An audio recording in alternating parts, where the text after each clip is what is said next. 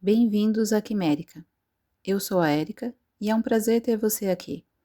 Hoje vou narrar meu texto Clarice Bruxa, uma atração pelo mistério. Não acredito em nada, ao mesmo tempo acredito em tudo. Logo de início tem uma fotografia. A imagem mostra a escritora Clarice Lispector segurando uma planta com flores cor-de-rosa. Ela veste preto e o fundo da fotografia também é escuro. A legenda é Clarice Lispector, fotografada por Morim Bisiliat, em agosto de 1969. Acervo do Instituto Moraes Salles, IMS.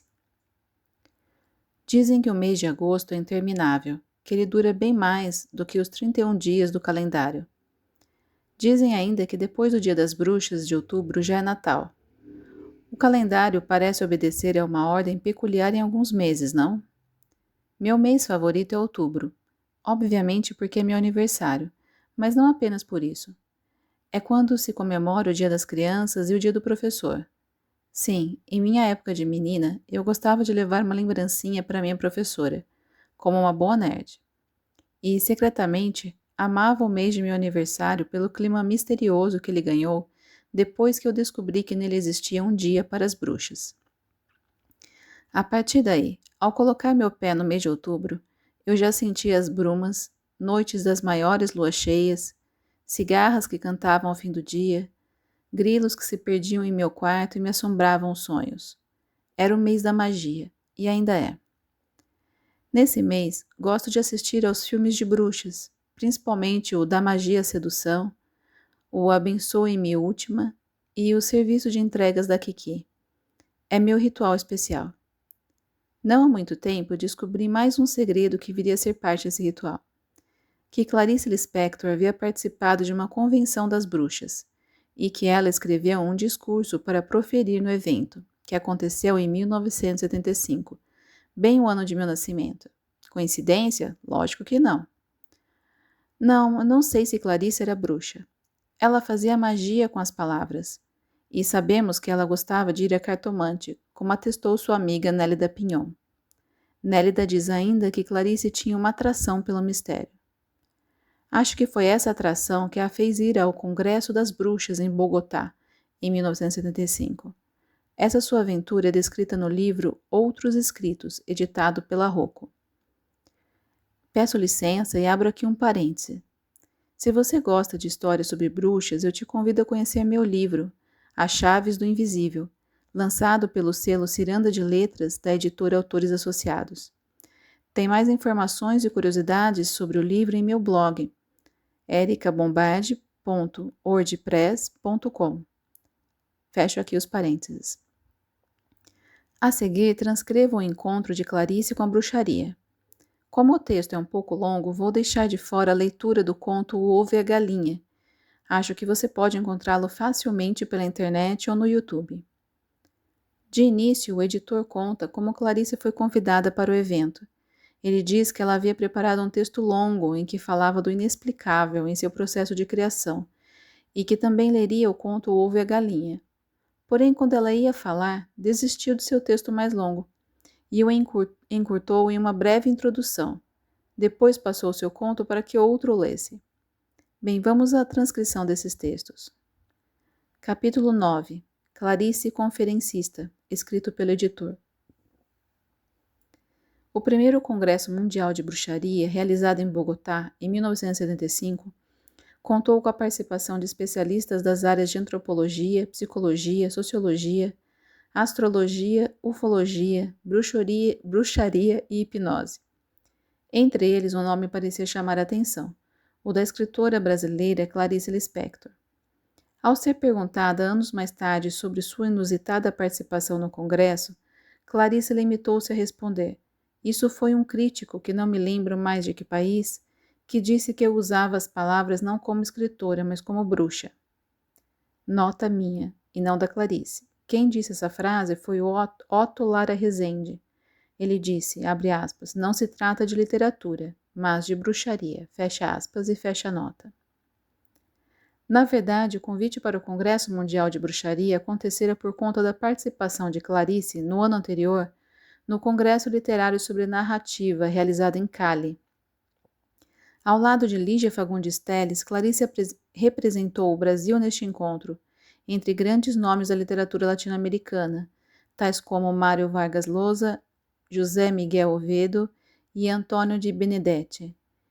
Na carta que oficializa seu convite para o Congresso de Bruxaria, o escritor Simão Gonzalez, organizador do evento, escreve, abre aspas, só uma pessoa com esses olhos plenos de beleza, magia e profundidade poderia escrever estes livros, fecha aspas. Em outra carta dirigida a Clarice na mesma ocasião, o escritor colombiano Pedro Gomes Valderrama afirma que ela era amplamente conhecida e admirada nos círculos intelectuais por seus livros. Em 1975, a Colômbia estava em estado de sítio e o alto comando das Forças Armadas já havia se manifestado contra a realização do Congresso. Em reportagem de Domingos Meirelles para o Globo, ele relata a divisão da imprensa colombiana na cobertura do evento. De um lado, havia os jornais que o abordavam de forma isenta, limitando-se a documentar os fatos e recolher depoimentos dos participantes. E de outro, a maior parte da imprensa, que parecia cobrir o Congresso de forma declaradamente irônica. Prestes a embarcar para Bogotá, Clarice declara à revista Veja, abre aspas, no Congresso, pretendo mais ouvir do que falar. Só falarei se não puder evitar que isso aconteça, mas falarei sobre a magia do fenômeno natural, pois acho inteiramente mágico o fato de uma escura e seca semente conter em si uma planta verde brilhante. Também pretendo ler um conto chamado O Ovo e a Galinha, que é mágico porque o ovo é puro, o ovo é branco, o ovo tem um filho. Fecha aspas. A crença de Clarice em determinadas superstições era conhecida pelos amigos mais íntimos, e ela costumava datilografar seus textos contando 7 espaços entre os parágrafos, revelando a fé no poder de certos números. Em 26 de agosto, dia marcado para a conferência de Clarice no Congresso, as atividades foram encerradas pelo grupo folclórico Orixás, da Bahia, com o número de candomblé. Para sua apresentação, Clarice chegara a preparar 2 versões de uma mesma conferência intitulada Literatura e Magia. Na primeira, ela escreve sobre o papel da inspiração em seu processo criador. E, na segunda, mais extensa, ela acrescenta o relato de uma série de coincidências inexplicáveis, num episódio em que pombos lhe aparecem. A ideia inicial era usar uma das 2 versões como texto introdutório à leitura de seu conto O Ovo e a Galinha. Na hora marcada para a apresentação, entretanto, Clarice desiste de qualquer introdução, limitando-se a pedir que alguém leia o conto por ela. Em entrevistas posteriores ao evento, Clarice declara ter tido a impressão de que a maioria das pessoas não compreendeu nada do que havia sido lido, ressaltando, contudo, que um americano ficara tão encantado com o conto que a abordara no final pedindo-lhe uma cópia. As 2 versões da palestra escritas para o evento e selecionadas para a presente edição encontram-se a primeira em sua versão original e a segunda traduzida a partir da versão escrita em inglês por Clarice. Agora transcrevo os textos escritos por Clarice. Literatura e Magia, versão original mais curta. Tenho pouco a dizer sobre magia, e acho que o contato com o sobrenatural é feito em silêncio e numa profunda meditação solitária.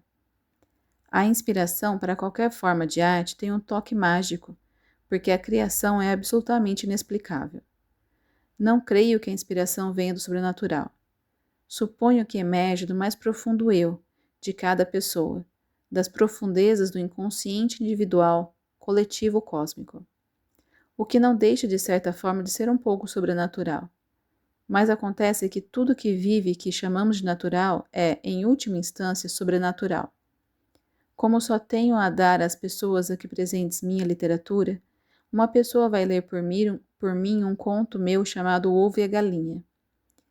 Este meu texto é misterioso até mesmo para mim mesma e tem uma simbologia secreta. Peço que ouçam a leitura apenas com o raciocínio, senão tudo escapará ao entendimento. Se meia dúzia de pessoas realmente sentirem esse texto, já ficarei satisfeita. E agora, O Ovo e a Galinha. Literatura e Magia, versão estendida, também escrita por Clarice. Tenho pouco a dizer para uma plateia exigente, mas vou dizer uma coisa. Para mim, o que quer que exista, existe por algum tipo de mágica. Além disso, os fenômenos naturais são mais mágicos do que os sobrenaturais. 2 meses atrás aconteceu uma coisa comigo que chega a estremecer só de pensar. Eu estava angustiada, sozinha, sem nenhuma perspectiva, vocês sabem como é. Quando de repente, sem nenhum aviso, uma chuvarada seguida por uma ventania começou a cair. Essa chuva súbita me liberou toda a minha energia, trouxe calma e me deixou tão relaxada que logo depois dormi profundamente, aliviada. A chuva e eu, nós duas tivemos um relacionamento mágico. No dia seguinte, li no jornal, para surpresa minha, que a chuva que tinha me afetado com magia de luz afetara outras pessoas com magia das sombras. As reportagens diziam que tinha sido uma chuva muito forte, com granizo em alguns lugares, que tinha destelhado muitas casas, que quase provocara a queda de um avião. Também considero mágico o sol inexplicável que aquece todo o meu corpo.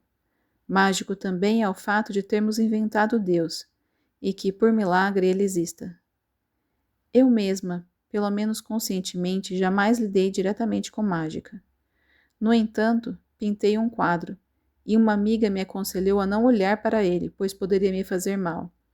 Concordei. No quadro que chamei de terror, arranquei de mim mesma, talvez, através da magia, todo o horror que um ser sente no mundo. A tela era pintada de preto. Quase no centro havia uma terrível mancha amarela escura, e dentro dessa mancha algo vermelho, preto e amarelo vivo. Parecia uma mariposa sem dentes querendo gritar, sem conseguir. Perto da massa amarela, por cima do preto, pintei 2 pontos completamente brancos, que talvez fossem a promessa do alívio futuro. Olhar para esse quadro me fez mal. Não acredito em nada. Ao mesmo tempo, acredito em tudo. No dia 1º de janeiro de 1974, estava parada nos degraus de uma escada perto da casa de um amigo à espera dele. Fazia muito calor e tudo parecia deserto. Era um feriado e, de repente, fiquei completamente desesperada, sem perspectiva nenhuma. Cobri o rosto com as mãos e pensei, por favor, meu Deus, mande-me pelo menos algum símbolo da paz. Então abri os olhos e 1 minuto depois vi 2 pombos perto de mim. Fiquei surpresa e um pouco assustada. Logo depois fomos ao cinema, meu amigo e eu. Perto do cinema havia uma loja fechada porque era feriado, e vi através da vitrine uma espécie de pote com 4 pombos dentro. No dia seguinte fui até aquela loja e comprei o enfeite de porcelana. No outro dia, uma pequena pena de pombo caiu em cima de mim. Eu a perdi, e o episódio com o pássaro aconteceu de uma forma dramática. Era mais uma vez um dia muito quente e eu estava completamente exausta. Voltava do centro da cidade num táxi. Usava óculos escuros. E tão cansada que apoiei a cabeça no braço, tentando descansar um pouco. Então senti alguma coisa me incomodando entre a lente dos óculos e meu olho esquerdo. Tirei os óculos e achei uma pena de pombo. Sem comentários. 2 dias depois fui consultar um médico amigo meu e novamente peguei um táxi. O motorista freou de repente. Perguntei para ele o que houve. E ele respondeu, quase matei um pombo. Mas graças a Deus ele escapou. Cheguei ao consultório do meu amigo e contei para ele aquela história dos pombos desde o início. E perguntei qual o significado dessas coisas estranhas. Ele respondeu sorrindo, coisas boas não precisam de explicação.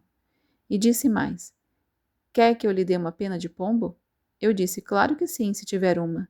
Ele se abaixou, pegou uma pena no chão e me deu, ainda sem comentários. Um dia aconteceu outra coisa com um amigo meu. Ele tinha um lindo curió, pássaro raro de se encontrar no rio, especialmente em Copacabana. Uma manhã, quando fui alimentá-lo, viu com tristeza que o curió tinha morrido. Não havia nada que pudesse fazer além de lamentar a morte do passarinho. 1 hora depois, a empregada gritou, vem cá depressa, vem ver uma coisa. Todos foram para os fundos da casa e viram tremendo um pouco no chão um curió. O passarinho não tentou escapar e foi posto na gaiola. Comeu e começou a cantar. Eu pergunto por quê? Para quê?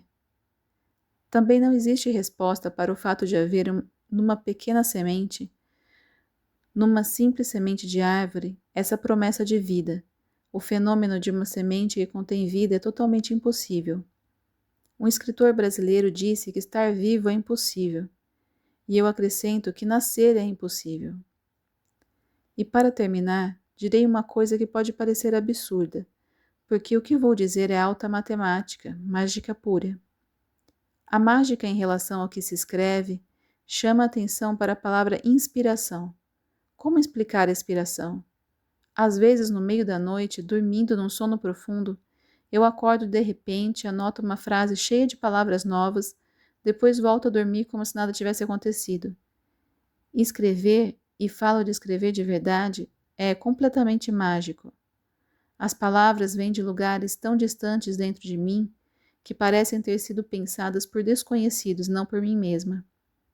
Os críticos consideram que escrevo o que chamam de realismo mágico. E um crítico, não me lembro de qual país da América Latina, escreveu sobre mim. Ela não é escritora, é uma bruxa. E agora quero ouvir o que vocês sabem sobre bruxaria. Assim termina o texto de Clarice. O que você achou? E, se você sabe algo sobre todos esses assuntos mágicos e místicos, eu quero te ouvir. Querida pessoa, foi muito bom ter você aqui. Espero de coração que o texto tenha inspirado você. Não esqueça de deixar seu comentário. Quero ler e conversar com você. E, se puder, colabore, curtindo, compartilhando e se inscrevendo no canal. Abraço e até mais.